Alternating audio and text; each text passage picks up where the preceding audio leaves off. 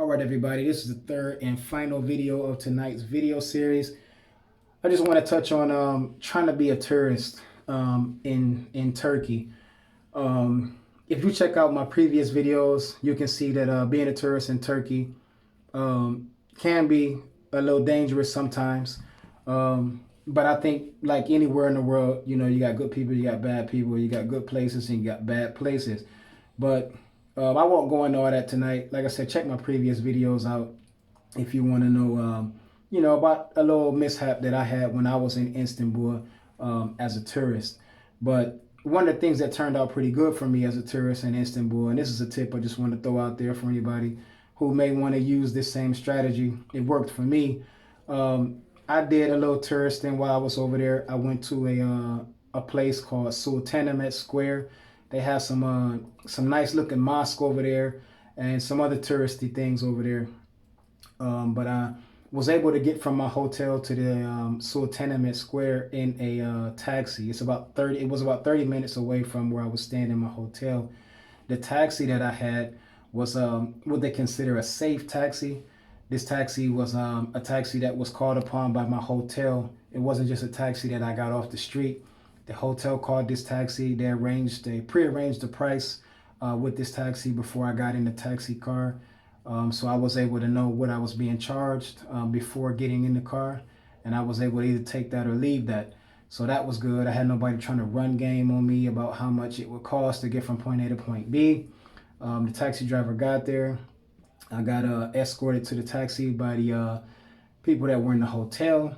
Got in the car, kind of felt the guy out who was driving the car. Just kind of wanted to see, what kind of vibe he was emitting. He didn't speak English. I speak zero Turkish, but I use Google Translate to communicate with this guy. Just started making small talk, asking him, how did he like living in Istanbul? Was he from Istanbul? Blah, blah, blah. He answered me via Google Translate as well. And as we were riding toward the place, again, I'm filling this guy out, seeing if I would feel comfortable, sticking with him for a while.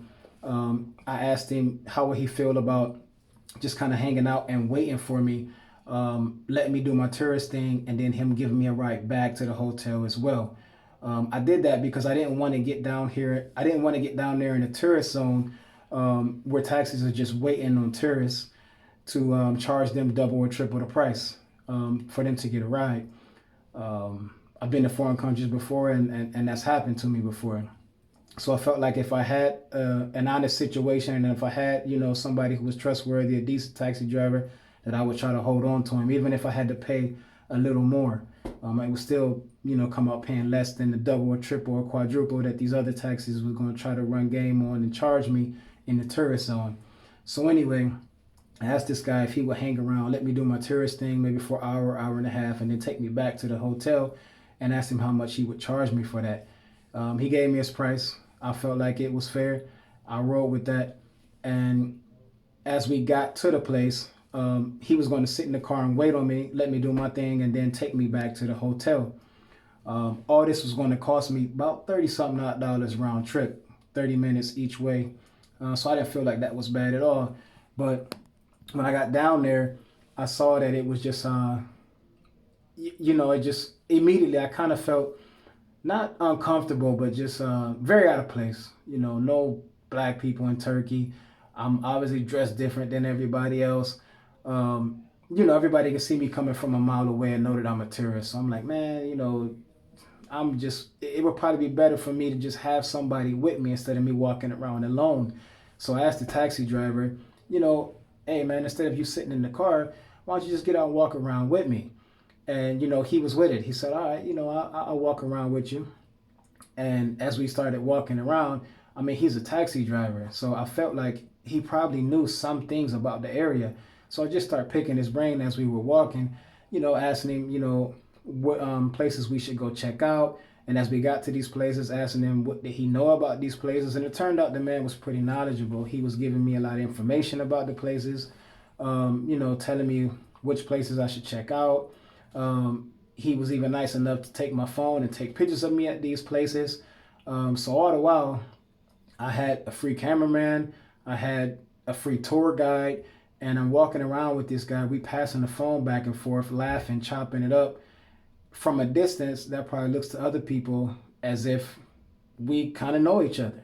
You know, the way we laughing and the way we talking, people could see that I wasn't alone. So I thought that was a better look than me just being, you know, the lonely tourist, stone facing, walking around, trying not to look at nobody, you know, or people looking at me. Just weird situation. You know how it can be. So like I said, again, I thought it was just cool to have somebody that was from there walking around with me. People saw me accompanied by him.